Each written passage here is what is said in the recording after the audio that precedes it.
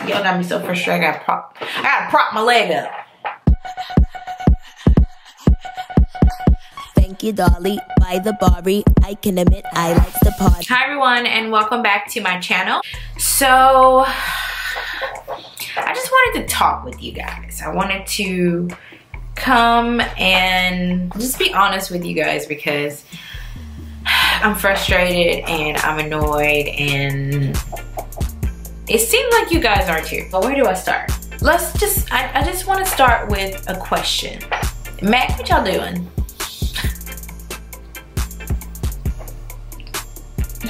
What y'all doing? What y'all got going on? Like, somebody over there depressed in the company, like, y'all don't like making money. It's just, are y'all bored? Cause we're bored. I'm bored with Mac as a company. I don't want to cancel Mac, but it seems like they just want to be canceled. One day I'm sitting there strolling through Instagram. Oh, cool. Oh, Mac has yet another collection coming out, and it's Patrick Star for the 3rd time. Yay! What am I gonna do? Like, I need to not buy this Patrick Star collection that they're releasing. Now, don't get me wrong, I love Patrick Star. It's like beating a dead horse. Like, I'm over it. Like, the first collection, bomb. The second collection, super bomb. We didn't need a 3rd collection. And I'm just gonna be real. We did not need a 3rd collection. Like, let somebody else have the spotlight. And the way that things are going with these beauty influencers, I would tread lightly. And let's see who else out here is popping on YouTube that we could use that may not be as big as some of these. I get it. Everybody's looking at it from, like, how much money somebody can bring in. I 200% understand that. I get it. But y'all are beating a dead horse. I was just frustrated that day on Instagram, and I was like, just make a post about what you want to see as a consumer. As a community, we have to stick together. If you saw my post and you were like, oh man, I'm feeling them ideas, I'm doing this, I'm doing that, you should have been tagging Mac like, look, this girl is coming out with these collections and she's saying stuff that we as the consumer want to buy. Like, we want to see this. My inbox should have been flooded with tags and posts and everything. You know, y'all tell me what to do. Like, y'all telling me, be careful, make sure you don't, you know, get stiffed in the process, but ain't nobody trying to help me. Look, I'm just one voice, and these ideas were literally in my head. If I voice them and I don't have any movement behind them, it's pretty much in vain. Share this video. Tag Mac in this video. If you personally work at Mac and you know somebody that works at Mac, tell your boss, somebody, do something. Y'all got me so frustrated. I gotta prop my leg up. Mac Cosmetics used to be the staple. This used to be the staple brand for makeup. I can remember not having $10 in my pocket and just wanting to go to the mall and just look at the lipsticks that I was just like, it was comforting for me. But I knew when I get my paycheck that next Friday, I'm gonna be at Mac and I'm buying some type of lipstick. Heroin, Candy Yum Yum, Ruby Woo, like, oh, and don't let a collection come out. That was like Nike releasing the new J's. The mall's open at 10. You were gonna be at the mall at 8 o'clock in the parking lot. The first person there, because when another car pulled up, oh, you hopping out the car, going to the door and being the first person at the door so you can get your hand on something from a collection. Mac just used to be that brand that was unfuckwithable. Now, they're bottom 3. The last collection that I was really excited about from Mac was the Mariah Carey collection. After that, pass, hard pass, who is this? Them again? At one point I thought it was just me. I was like, is makeup just getting boring to me? Like, am I not into it as much? But you read comments and you see people saying the exact same thing. People are over what Mac is dishing out, and I'm not understanding where the disconnect came. So I came up with a few collections that I thought would spark something in somebody. Again, I would love to hear your opinions about them. If you hate it, if you love it, I would love to know. But just hear me out. So the very first collection would probably be a Morticia collection. Think about Morticia. Just sit, let's take 2 seconds to think about Morticia.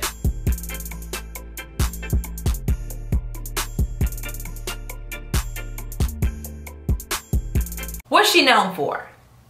A beautiful sculpted face.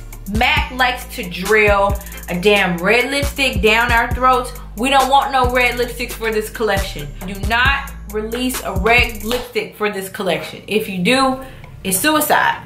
Eyeshadow palette. Of course, this isn't a matte. I don't even have a matte eyeshadow palette. Think about an eyeshadow palette. This is Anastasia, but think of this as a MAC eyeshadow palette. All smoky colors, grays, blacks. You can even throw in like a bluish, I don't know, like all smoky. Everything in the palette is smoky. You can have shimmers, you can have mattes, but just a complete smoky eyeshadow palette. You can feature your foundation, some dramatic lashes.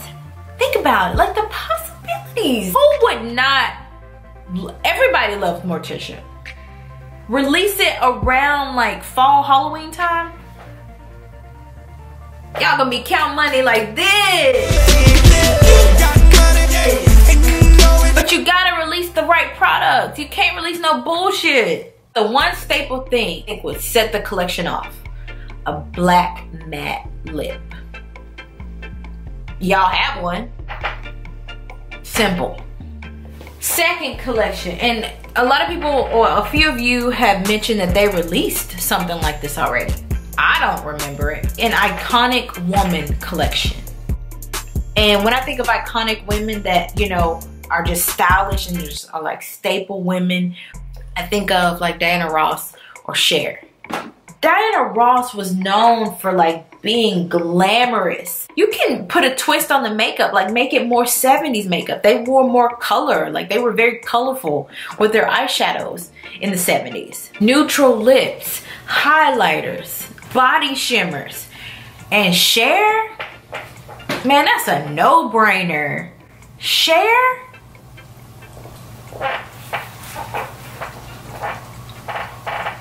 I don't even have to say what you can release for a Cher collection. MAC used to release nail polishes.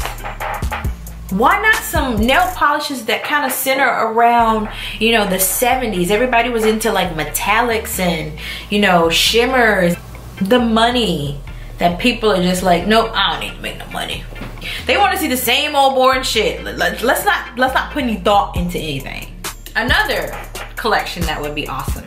A dark series. I know I mentioned Morticia earlier, but like a dark series for like the artists that love to, you know, do photography. They like to do body painting. MAC sells like paints. So a dark series with a bunch of dark shades that, you know, people could use for, you know, super creative purposes. The pigment shadows, the loose pigment shadows. And then again, you could release the lipsticks in all of the, you know, darker shades. This series will probably be for more the creative customer, the creative artists that want to, you know, think outside the norm. They don't want to do any more neutrals. They're sick of neutrals. They just want something to experiment with. Glosses, lipsticks, matte lipsticks, paint pots, loose pigments. And then again, you can feature like concealers or, you know, skin finishes, something. Again, the ideas in my head and the collections in my head are just kind of like just sitting there boiling, making me madder by the minute because y'all would rather release a collection with the beauty influencer 17 times. Now, this collection, I have no idea why no makeup brand has picked up on it. I don't know if it's for like legal purposes. Lisa Frank. Who didn't grow up with Lisa Frank? You had one product in your backpack in elementary school from Lisa Frank. And when you think about Lisa Frank, you think about colors. Just all the colors on the spectrum. Lisa Frank represented that. What? Think of an eyeshadow palette with nothing but the bold colors from MAC Cosmetics. sold. I'm buying it. I'm buying 2 or 3. Package it real nice. Use what do you call them? The packaging, use the logos. I don't know, y'all know what I'm talking about. Use the Lisa Frank logos and the colorful, you know, portraits that she put on all of her products. It's $1 million. A few $1 million right there. Think about the staple colors in the lipsticks that you could use. Candy Yum Yum, Flat Out Fabulous, Heroin. You can even throw Ruby Woo in there. There is money to be made. Women are gonna buy makeup. Lisa Frank though, I can't even release the dreaded rainbow highlighter that somebody thinks that people love. They would buy that. But instead, makeup companies want to drill unicorns down our throats. I don't get it. I think that would spark that interest of like, okay, Mac, y'all might be coming back. Like, but again, just my opinion. Another collection that I feel like, because you're gonna have people that are gonna watch this video and go, that's not for me. I don't wanna go dark. I don't wanna go colorful. I don't wanna do, I don't wanna do any of that. I just like to stay neutral. I say that with frustration because I'm like, girl, every other collection that somebody's bringing out is a neutral palette. Like, there's no need, like, we aren't in dire need of a neutral collection. But I think about like artists that do a lot of wedding makeup and, you know, do a lot of portraits and they do a lot of natural makeup.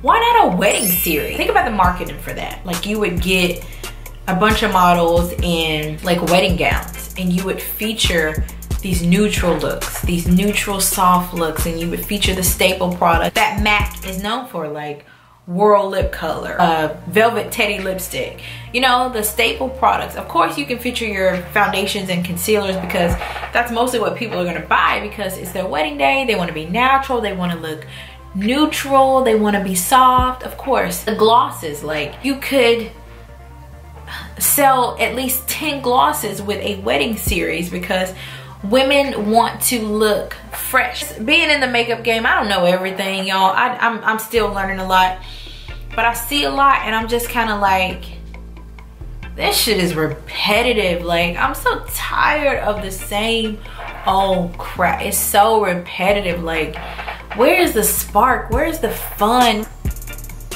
Where's the love? All right, you guys, I'm not gonna talk y'all's head off, but this is probably my last collection that I didn't mention on Instagram that I would love to see because I'm all about being inclusive. I want everybody to feel like they can go to a MAC store and find something and have fun and just be like, okay, I felt included. Even us of melanin, they do. But the last collection I would probably release would be a full out drag collection. And I don't know if this has been done before, but it's something that can be revamped because the direction we're going in with trans women and the gay and lesbian community, everybody should feel included. You know who I would make the face? I don't know if this person has already been the face of MAC. But again, you can revamp this and, you know, resell it. And RuPaul, I think RuPaul has had a collection with MAC. Or not even RuPaul. You can get people that like RuPaul has featured on her show, Drag Race. That one person that everybody kind of knows. I don't watch Drag Race no more like that, but when I did, it was Raven. Raven from Drag Race was just bomb. Raven and Tyra. Better yet, not even RuPaul is the face. Get two or three people from RuPaul's Drag Race and let them be the face of the drag collection. I'd buy it. I'd buy it in a minute. So much that can be said and so much that can be created with this brand that I feel like is falling by the wayside. MAC used to be that it brand. MAC, like when you mention MAC, people's eyes would light up. Girls' eyes would light up. Think about this. When was the last time you've heard somebody even mention a MAC collection? When was the last time you drove by the mall on a release date? Because release dates are always Thursdays. When was the last time you drove by the mall and saw a line and saw a line at MAC and it wasn't for free lipsticks? I don't know what's happening. Maybe they feel threatened by other companies, because now MAC is being sold in Sephora. That's a game changer for me, because MAC and Sephora were never yin and yang, baby. Something's wrong. And you cannot tell me it's in some form. I do feel like it's other brands coming out and kind of like shitting, like ColourPop, price point, shitting on people. But I feel like if you have quality products, I don't care how much Suzanne is selling hair down the street. If you selling bundles and they are quality bundles and you are giving people what they want, they may look at Suzanne down the street selling her bundles, but they're gonna always come back to you because they know that your products are quality. I don't know, I'm just a little speckle out in the makeup community screaming, hey, I just want to spend my money on some shit that I would like. Again, if you like this video, share it, tag whoever you want to tag into it. I've always been a MAC girl, always been a MAC fan. MAC has just been, I've been loyal to MAC, and the Aaliyah collection, the Aaliyah collection was probably the biggest letdown for me. After that, I just said, no, nobody in this company cares. Nobody is listening. Thank you guys for watching. Feel free to share the video. I would love to hear a response from you guys. You still a fan of MAC? Are you looking forward to the collections, or are you just kind of like over it like half of us are? MAC, I hope this reaches you. I hope it reaches someone on the team and you listen and you do the right thing. Do the right thing. You know what that is. All right, you guys. I'll see you in my next video. Bye.